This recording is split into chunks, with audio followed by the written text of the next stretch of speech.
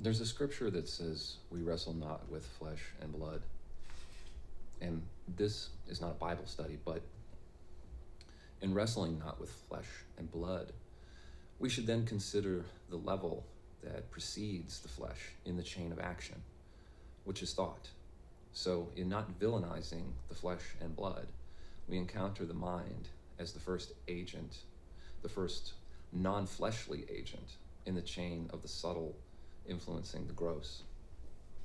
The minds that produce the physical evils with which we must contend are the product of infernally inspired doctrines, which can point in myriad wrong directions, given the uniqueness of the narrow way, which seeks only the absolute truth. I'm not saying that every problematic person is working directly from some book of evil, but rather that the conditions from which such individuals blossom are created by a set of ideas that lead to spiritual inversion, a downward polarity in the energy body. We wrestle with evil that confronts us both at the micro and macro levels, meaning that day to day we may encounter people who are possessed of a hostile spirit that has been implanted through macro level systems ruled by people whose minds were formed by doctrines born of spiritual darkness, of spiritual ignorance, of an insularity that's predicated on unconsciousness and unconscious abiding in the illusion of separation that gives the highest importance to a particular subset of the impermanent. The thing about awakening is that it reveals that there is a threshold that when crossed redefines what spirituality is to the crosser in a way that leaves them unable to describe it in the same way that one cannot describe a taste to someone who has never tasted it or anything like it to which it can be compared. There is a threshold from which there's no return to the experience of life as it was before. People who deny its existence just haven't crossed it. It's a difficult thing to communicate because the threshold is crossed when identification with thought, form, emotions, and energy falls away. About such, teachers speak of it like there is no body, no crosser of the threshold, because identification with such precludes that crossing. It can be almost comical when it's discussed, because an advitant may turn it into some variation of who's on first through one party's unilateral attempt at dualistic conversation. The quasi-comedic routine, if nothing else, illustrates the concept of non-duality. Just because things are impermanent and not the self of what's aware of them, they're still real relative to one another. A thing that passes through everything else doesn't seem real until it encounters something through which it cannot pass. There are perhaps things passing through us now that are not real to us, but they would be to something that presents resistance to them. So to the extent that the people with whom you must interact to keep the body alive believe in duality, you have to play along. The end of unconscious duality reveals the hindrance that is the belief in being special. To be special, one must first suffer from the ignorance that is belief in being one to be special. This requires body identification, which then requires a mental agent rooted in the thought I, from which blossoms a canopy of randomly assigned identifiers, the defense of which takes energy and precludes the stillness that reveals the threshold of which I've been speaking. There are those whose doctrine says that the spark of divinity is exclusive to their group, their in-group. And there's more than one group like that. It only takes one outsider manifesting this to debunk them. But unfortunately, such can only be proven to oneself. But when this is discovered for oneself, which it can't be from behind the veil of insularity, but if it did happen, the people who think their bloodline makes them special, it would only affirm their chauvinistic doctrine. The belief in specialness is predicated on body identification, meaning the gross, subtle, and conceptual bodies, not just the physical.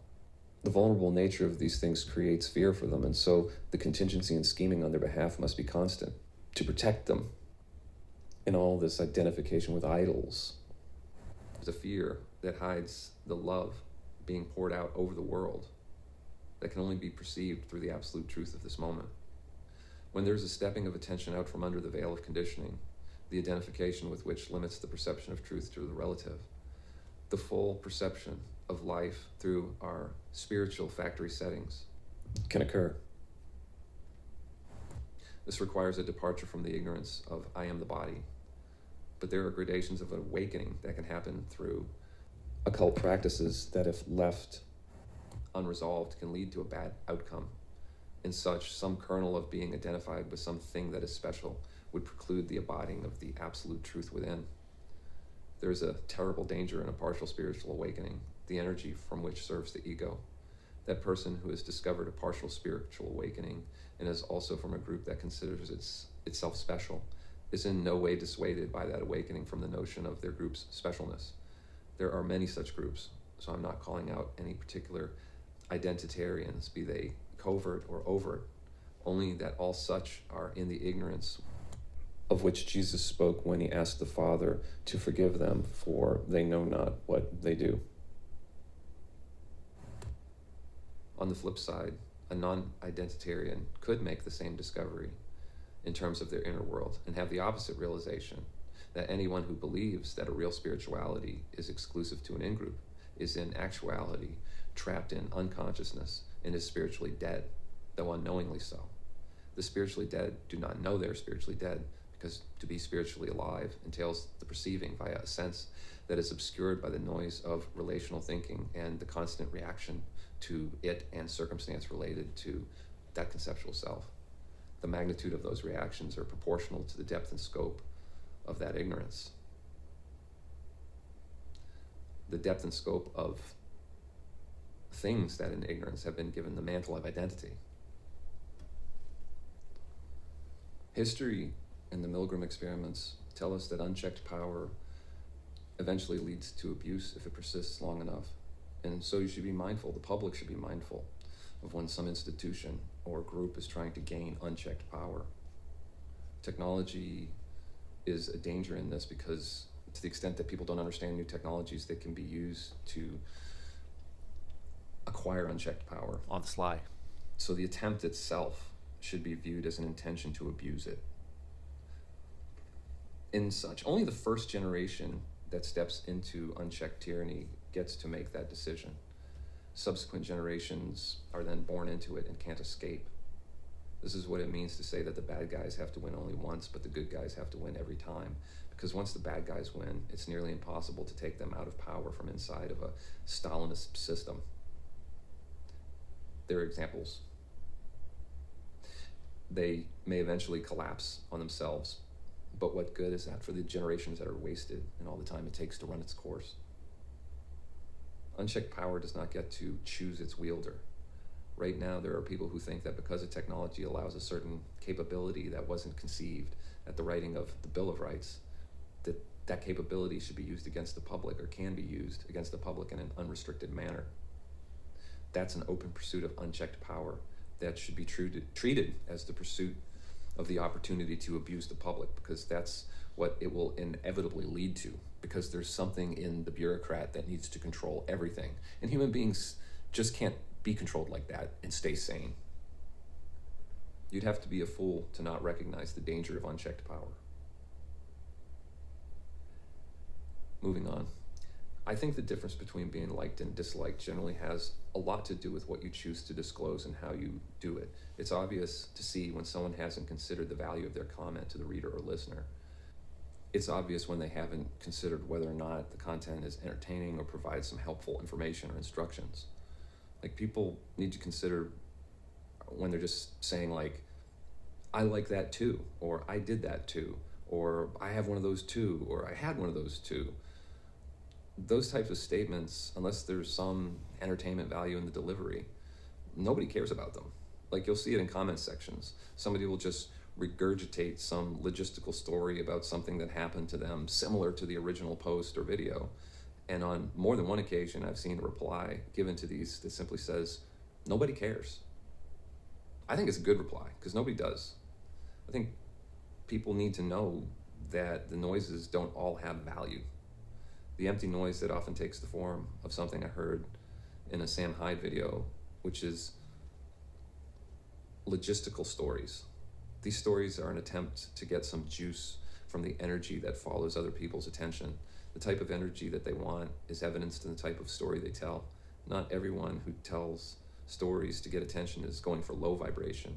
Like someone who can tell a story in an entertaining way, in an insightful way that draws people into the moment, the energy that they get from others is love. But somebody who tells bad stories, like how the world is so bad to them, or how somebody wronged them, or how bad this other person is, or what the juicy gossip is, they're going for low vibration energy.